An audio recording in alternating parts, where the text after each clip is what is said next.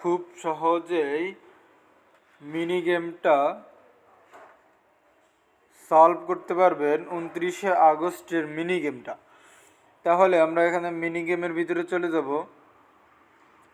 আমরা puzzle game এইটা select করব। এবার এখান থেকে আমরা প্লেতে ক্লিক করে দিব।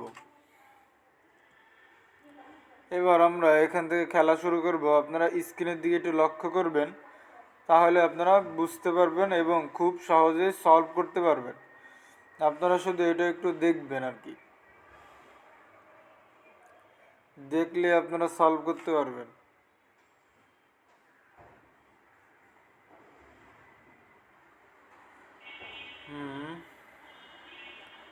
আপনারা একটু স্ক্রিনের দিক লক্ষ্য করবেন।